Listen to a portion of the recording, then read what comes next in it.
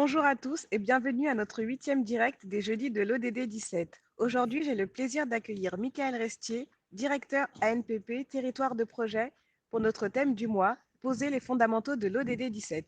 Bonjour monsieur Restier et merci d'être avec nous. Merci à tous de nous suivre.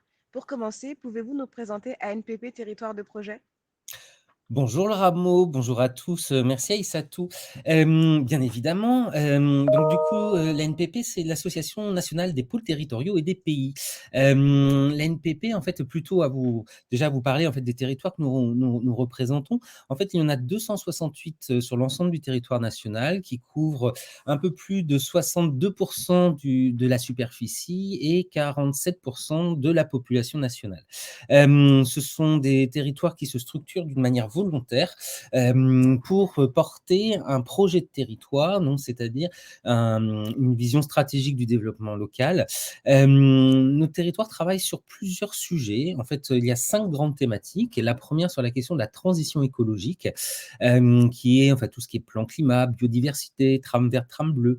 La deuxième grand axe en fait est sur les questions de service à la population dans lequel en fait on peut retrouver la santé, le numérique, l'alimentation par exemple, la mobilité évidemment aussi. Troisième axe, pardon, l'attractivité économique dans lequel on retrouve notamment les circuits courts ou le tourisme. Une quatrième catégorie qui est ce qu'on appelle le cadre de vie, qui recoupe les questions liées au SCOT par exemple, au patrimoine, à la question du paysage. Et une dernière, en fait, le portage des contractualisations. Et en fait, on pense tout de suite au programme Leader, par exemple, ou encore au CRTE, donc contrat de relance et de transition écologique, qui vont d'ailleurs bientôt devenir les contrats pour la réussite de la transition écologique. Et puis plusieurs programmes, en fait, ou contrats, en fait, tels que les contrats locaux de santé ou contrats locaux de santé mentale, par exemple. Nous, en tant qu'association, en fait, ANPP, on a 3 missions. On a une mission de représentation de l'ensemble de ces territoires, en fait, auprès des pouvoirs publics. Alors, je pense au ministère, par exemple, évidemment, auprès des parlementaires, donc des 4 assemblées, Assemblée nationale, Sénat, CESE et Parlement européen, mais également de toutes les agences de l'État, que ce soit l'ADEME, la NCT, le CEREMA, le CNFPT et bien d'autres, et auprès d'opérateurs privés. Nous avons une deuxième mission, en fait, qui est une mission en fait, d'animation du réseau, qui se traduit par en fait, plusieurs formats en fait, d'animation, qui peuvent être les webinaires, les commissions, nos états généraux des pôles territoriaux et des pays, qui d'ailleurs, je vous invite tous à venir, à réserver vos dates déjà en fait, des 11 et 12 décembre à La Rochelle.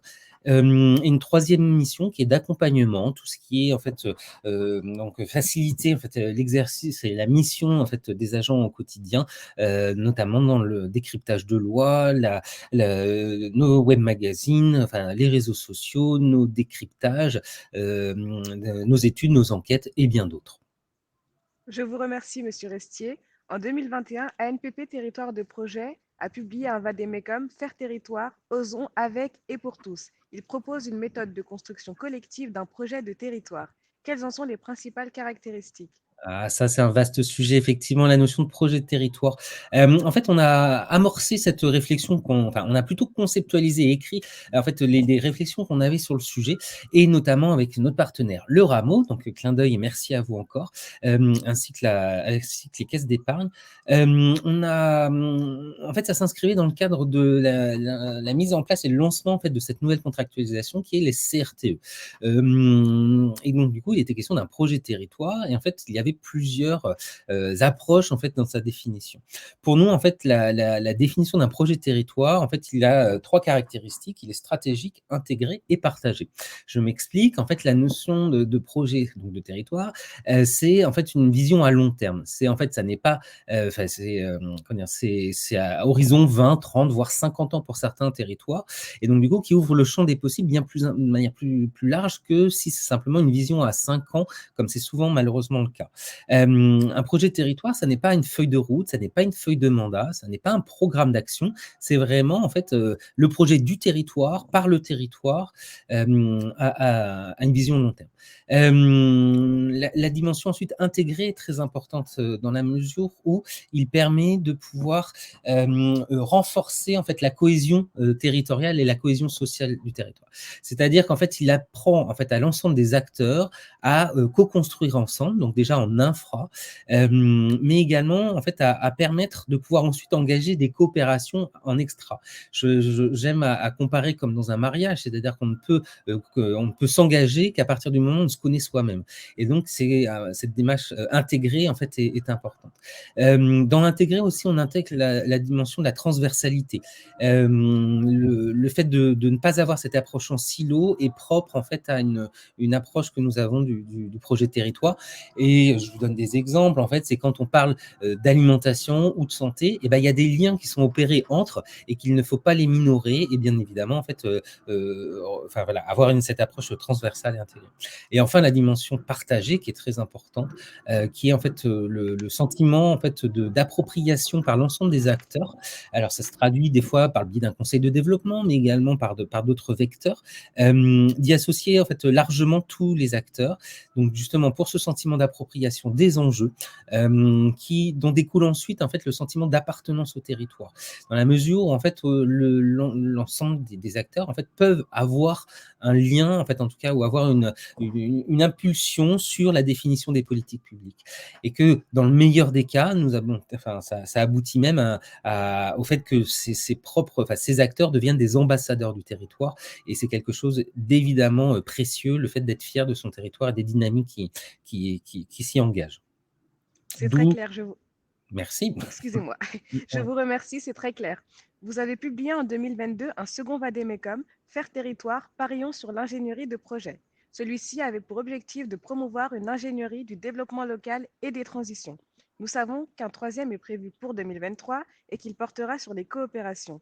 Pouvez-vous nous dire en quoi ces trois Vademecums s'articulent-ils? Vous êtes très bien informé, Marissa et tout. Effectivement, nous avons fait une deuxième édition en fait donc de ces Vademecum sur la notion d'ingénierie du développement local et des transitions. Donc, on est dans la même logique. En fait, nous avons en fait publié, pardon, en fait ce second Vademecum qui était en fait pour insister sur la pertinence et l'indispensable soutien en fait à cette ingénierie du développement local et des transitions. Vous avez plusieurs formes d'ingénierie en fait qui opèrent en fait dans les territoires. Une ingénierie en fait privée, bien évidemment, des cabinets et qui accompagnent en fait sur des sujets très précis et donc du coup absolument indispensable.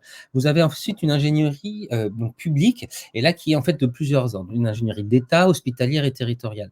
Je laisse évidemment hospitalière, on est moins concerné, mais en fait sur les deux autres, l'ingénierie d'État qu'on retrouve notamment au sein du CEREMA, au sein de l'ANCT, au sein de l'ADEME, et en fait est très précieuse dans la mesure où en fait elle accompagne sur des aspects très techniques, je pense au CEREMA particulièrement, et où on ne peut pas avoir toutes les compétences sur le territoire. Donc ils sont là en appui et indispensables. Ensuite, cette ingénierie en fait territoriale, elle est de plusieurs ordres. Donc celle qu'on retrouve dans les collectivités.